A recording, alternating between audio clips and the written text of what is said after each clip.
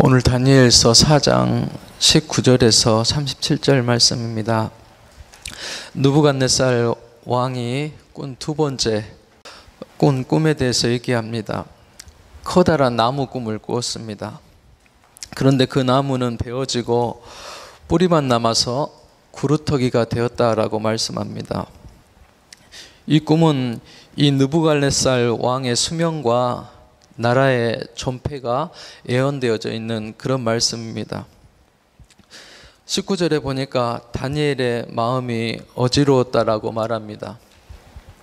꿈의 내용이 왕에게 좋은 것이었으면 그렇지 않을 것인데 좋은 것이 아니었기 때문에 그렇습니다. 그런데 다니엘은 하나님께 받은 말씀이기에 그대로 전했습니다. 왕의 대적에게 응하기를 원합니다. 지혜롭게 말을 하죠. 24절에서 26절의 말씀 보면 다니엘이 계속해서 꿈을 해석합니다. 왕이 쫓겨나 한동안 비참하게 살 것입니다. 7년이 지나서야 하나님께서 세상 나라를 다스리신다는 것과 또 자기 뜻에 맞는 사람에게 그 나라를 주신다는 것을 알게 될 것입니다. 그것을 깨달은 뒤에야 왕의 나라가 굳게 설 것입니다 라고 꿈을 풀이해 줍니다. 이 느부갓네살은 지금까지 사람들의 운명을 결정하는 사람이었습니다. 그러나 이제 하나님이 그의 모든 운명을 결정하겠다 말씀합니다. 4장에 보면 지극히 높으신 이라는 말씀이 6번이나 반복됩니다. 자신을 높이려는 느부갓네살 왕에게 지극히 높으신 분은 하나님 한 분밖에 없다는 것을 알게 하려는 것입니다. 깨우쳐 주려고 하십니다. 하나님이 최고의 결정권자가 되시고 하나님이 허락하셔야지만이 인생에 성공할 수 있고 또 승리할 수 있다라고 말하는 것입니다. 그리고 그것도 다 그분의 은혜 때문이고 섭리 때문이다라고 가르치고 있는 것입니다. 26절의 말씀 보니까 나무의 뿌리에 구루터기는 남겨두라라고 말씀합니다. 하나님께서 이 왕을 완전히 버리지 않고 회개하고 돌아오게 해서 다시 한번 자라도록 기회를 주시겠다라는 그런 말씀입니다. 그리고 왕이 깨달은 후에야 나라가 견고해질 것이다라고 말씀합니다. 계속해서 다니엘이 충언합니다. 왕이여 죄악을 버리십시오. 이 느부갓네살 왕은 인간적으로 볼 때는 승리한 사람입니다. 최고의 권세 있는 사람입니다. 그런데 하나님 보실 때는 미흡한 사람입니다. 그가 백성들을 잘 돌봤다고 하지만 자기 감정이 조금만 상해도 자기 충성스러운 신하들을 품무불과 사자굴에 던져버릴 만큼 그렇게 잔혹한 사람이었습니다. 주변의 열국들을 정벌하면서 잡아온 많은 포로들, 노예들 다 이 바벨론의 도성을 쌓기 위해서 노예로 마구 부려먹었습니다. 그리고 유다의 마지막 왕 시드기야도 그 눈앞에서 아들들을 다 죽여버리고 이제 그 눈을 빼버리고 포로로 잡아갔던 그런 잔인한 그런 왕이었습니다. 다니엘은 그에게 충언하는 것입니다. 이대로 가면 안 됩니다. 죄를 버리십시오. 그리고 회개하고 하나님 말씀대로 돌이키십시오라고 그렇게 충언하는 것입니다. 29절에 보니까는 1년이 지났어요.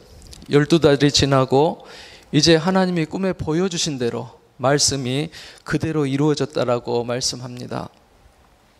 하나님이 한 번 말씀하셔도 정말 그 말씀을 2번 말씀하신 것처럼 귀담아 듣는 사람들이 있습니다. 영성이 있고 말씀에 사모하는 마음이 있고 또 마음이 겸손한 사람입니다. 성령에 민감한 사람입니다. 그러는 반면에 또 몇 번이나 말씀하셔도 고지 듣지 않는 그런 사람도 있습니다. 듣고 나누자 가면 생각이 안 나요. 다 잊어버려요. 영적으로 둔하고 마음이 교만하고 고집이 센 사람들이 보통 그렇습니다. 하나님의 음성을 듣지 못합니다. 말씀을 잘 깨닫지 못하고 받지 못합니다. 이 느부갓네살 왕도 29절에서 33절에 보니까 느부갓네살 자신이 스스로 이룬 그런 업적에 취해서 교만을 떱니다.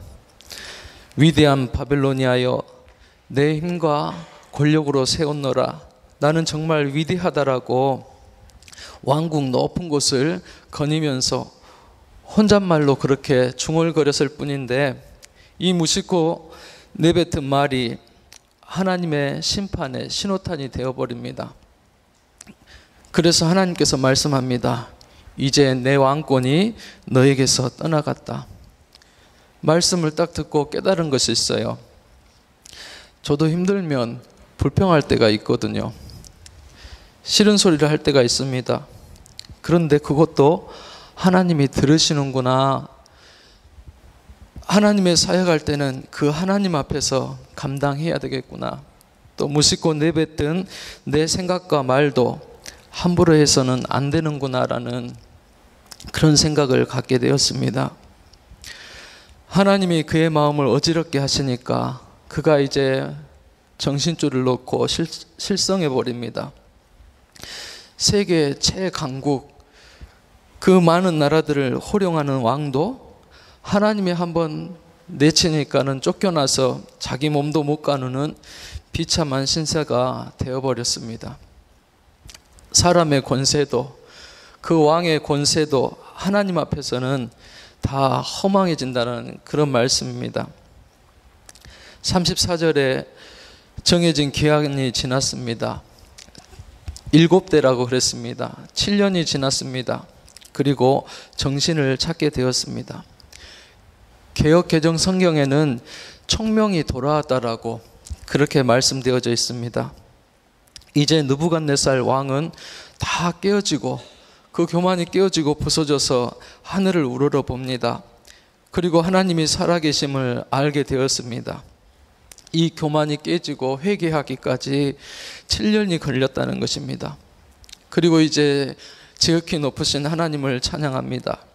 영원히 살아계신 분에게 찬양과 영광을 돌리고, 그 하나님의 다스리심은 영원하며 그의 나라는 대대로 이어질 것입니다 라고 하나님을 높이고 예배하는 자가 됩니다.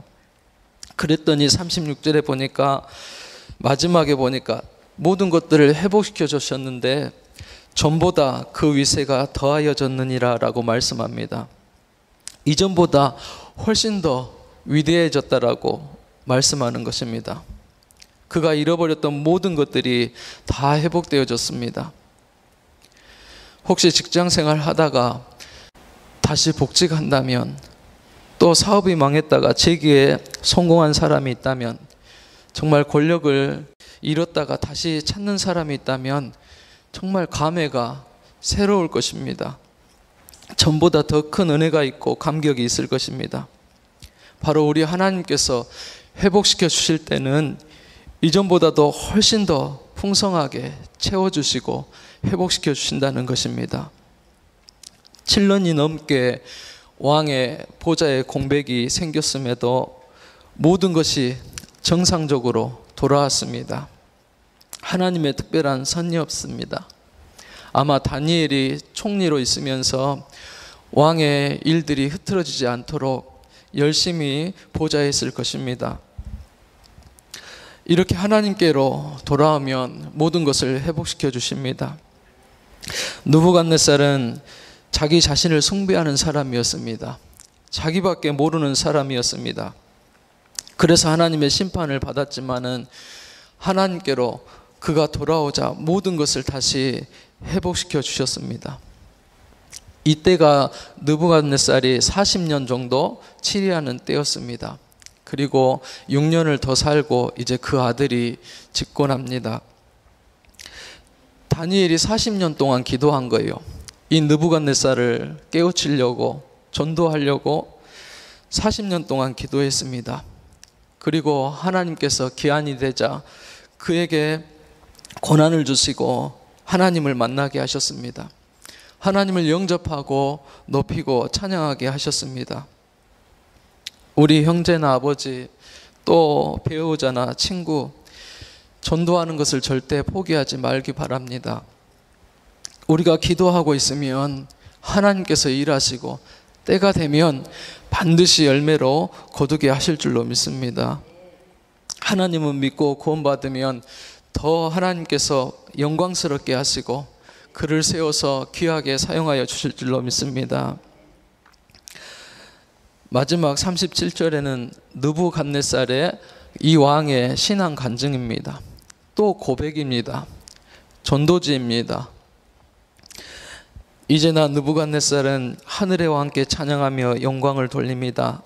그의 이름 모두 참되며 그의 행하심은 우러우십니다. 그는 교만하게 행하는 자를 능히 낮추십니다 라고 고백합니다. 오늘 하루 정말 우리들도 하나님을 체험하기를 원합니다. 하나님 은혜 받기를 원합니다. 그래서 내 입술에 간증이 생길 수 있기를 바랍니다. 그러려면은 하나님 앞에 겸손해야 될 줄로 믿습니다. 사람을 바라보는 것이 아니라, 환경을 바라보는 것이 아니라 하늘에 살아계시고 배후에 역사하시는 하나님 앞에 하듯이 우리가 기도하고 엎드릴 때 하나님은 때가 되면 높이시고 모든 것을 회복시키시고 귀하게 사용하여 주실 줄로 믿습니다. 그런 하루가 될 수 있기를 주님의 이름으로 축복합니다. 기도하시겠습니다.